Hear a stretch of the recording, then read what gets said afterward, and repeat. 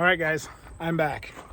For those of you that have stuck with me and follow me or subscribe, I appreciate it. I'm going to be better at doing content this time around.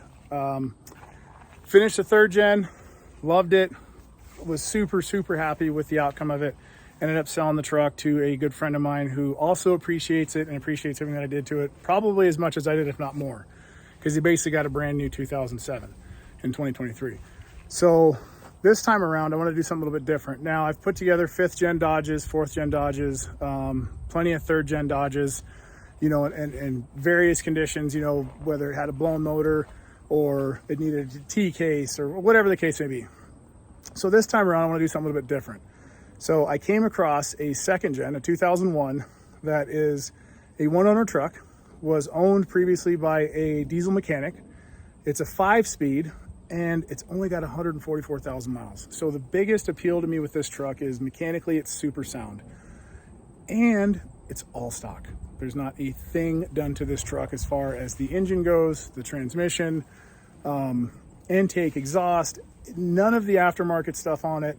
None of the hot rod parts, just a stock grandpa truck. So I give to you, ladies and gentlemen, my new project, grandpa truck number 5, a 2001 2nd gen Ram 2500. Now the truck's got 144,000 miles on it. It's a 5-speed and it's seen better days aesthetically. And I'll get into that in a second. But I just picked this truck up today. I haven't done anything to it. I haven't cleaned it out, which is driving me insane. I haven't messed around with anything underneath the truck. I haven't taken anything off. I literally picked this thing up about 3 hours ago. Put a tank of diesel in it, put a bottle of BG44K fuel service treatment in it, and drove it around. Parked it, checked it out, crawled around underneath it, saw a few things I didn't notice the first time, which is totally fine, not big things. And here I am, making this video to show you guys the next build. So let's get into the new truck, the grandpa truck, number 5. And this thing was owned by a 70-something-year-old gentleman who bought it brand new, ordered it from the factory, and has done all the maintenance and upkeep on it since day one. Some questionable aesthetics-wise. We'll get into that in a second. But overall, I'll go over the idea of this truck with you. Any kind of suggestions or comments that you guys and gals may have, leave them down below. I'm not new to 2nd gens. It's been a while since I've had a 2nd gen. So I'm actually kind of excited. You know, the thing with these trucks is you can make it look as good as you want, and it'll always have kind of that aura to it, because it's a 2nd gen. I mean, it's a 2001, it's a 22-year-old truck, right? So let's get into it. All right, ladies and gents, here she is. 01. Now this truck did come from the factory with the Sport Appearance Group, so it already has the paintable grille on it, which has seen better days.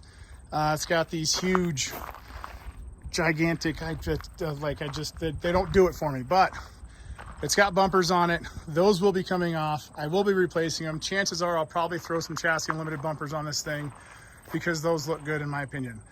It is all stock down to the wheels. Now, I know the previous owner had replaced the turn signals and obviously the headlights.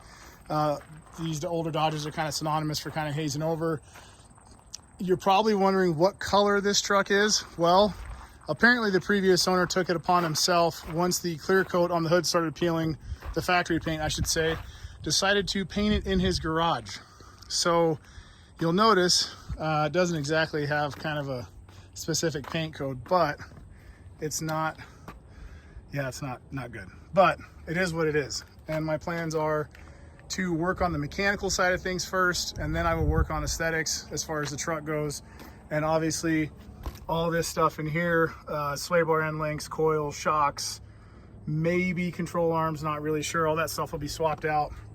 I'll be keeping this thing a little bit lower, much like the 3rd gen. Probably do a combination of Carly and Thurn parts on this. Throw some 16-inch wheels on here, or 17s with some 35s, or do something a little bit more with the times, maybe a 20x10 with a 35, not really sure. So let's get to the inside of this thing. Now, it does have the factory tow mirrors on it. I'll be leaving those on. They're not powered, I don't care. One less thing to break. Moving to the inside of the truck, it's seen better days, guys and gals. It's not horrible. It's a little dirty. I haven't done anything to it. Like I said, my OCD's been going a little nuts. Yeah, it needs some TLC. And I'm okay with that. Again, this is what I get these things for. So the truck itself has 144,000 miles on it. It's a handshaker. It's a 4-wheel drive. Mechanically, the truck is awesome. Aesthetically, the truck is not awesome. So, dash, not cracked. Had a cover on it for a long time. Sat in a barn apparently too. So between the combination of the barn and the cover, I think that protected the dash from cracking. Got a old school trailer brake controller in it. For those of you that don't know, 3 pedals, excluding your emergency park brake, because it's a 5-speed, but it's kind of neat because the truck does have a power seat in it. This cover will be being replaced. I've already ordered the cushion as well as a new cloth cover for it. It is a quad cab, so got the suicide doors in the back. A little dirty back here, and yes, I am going to the car wash to start blasting off underneath it when I get done with this. Got the little storage tray underneath there with some leftover TP. Maybe I'll save that, maybe I won't. Not really sure, who knows. And so yeah, so that's the inside. Not too bad, right? I mean, really, for a 22-year-old truck, it's not in horrible shape. It's got the old school CD and cassette deck in it. It works. Probably not going to change it because I don't really care to. Moving around outside, it does have a toolbox in it, which does me no good because there are no keys. So really, to put anything in there, you're just kind of asking for someone to jack it from you. So that'll be coming out. Oh, best part, doesn't even have tinted windows. No tinted windows. So I'll be getting that done probably tomorrow, and I'll probably do all the windows, sides and the back. It does have the manual sliding rear window. It does have a little bit of rust on it. So I may try to source another bed for this thing, or see if I can just kind of maybe cut this out when I get the truck repainted, put some nice flares on it, not really sure. Has the factory wheel liners in it. Again, stock 16s, can't go wrong with 16s, tiny tires. Moving out back, here is the other half of the bumper conundrum on this thing. So yeah, definitely going to be losing the front and rear bumpers. This thing does nothing for me. Not really a huge fan. Obviously the powder coat's peeling pretty gnarly on this thing, so that'll be going away. Moving inside the bed, here's one thing that I was kind of shocked to see. No fifth wheel, no gooseneck. Has the ball back here, has a spare mounted up here. There's the toolbox that's going away. All this stuff will probably be gone before the weekend, and today is Wednesday. It does have some newer-ish taillights in it. Obviously still has some rust on it back here, and the stock exhaust. Now, being this was an 01, I was actually pretty excited. This truck has no cat. So as far as exhaust goes, I'll probably just end up throwing a 4-inch turbo bat kit on this with a nice 5-inch black tip, just kind of keep it high and tight in there. Be taking these mud flaps off, probably taking the wheel liners out, getting it down on this truck. But underneath, the truck is pretty clean. Got a little bit of surface rust, not too horrible. Factory muffler, drive shaft, all the good stuff. It's not in that bad a shape. I'll go through and prep everything, paint it all, get it all looking, as good as I can. Does have some rust in the door. I've already started sourcing a replacement front passenger door. I'll swap all the guts from the old one to this one and vice versa. So yeah, so there she is. Now, you're probably wondering, Kenny, what about underneath here? Well, like a moron, I didn't actually pop the hood before I started filming this. So let's get this thing opened up so I can show you guys what I'm working with. Honestly, I'm probably not going to do much underneath here, much like the other one. If it ain't broke, don't fix it. I want something reliable, something that runs well, and something that I can clean up. And this truck kind of embodies all that. It's all stock, down to the filters that he ran in the actual intake box itself. Everything's all factory on this thing. So for me, it's just gonna be a matter of kind of cleaning it up. I'll probably be replacing the hood with a cowl hood, so that'll probably all be gone anyway. And obviously swapping the grill onto the new hood as well when I get the truck painted, which isn't too hard to do, just getting it lined up. So there you have it, folks. This is the new one.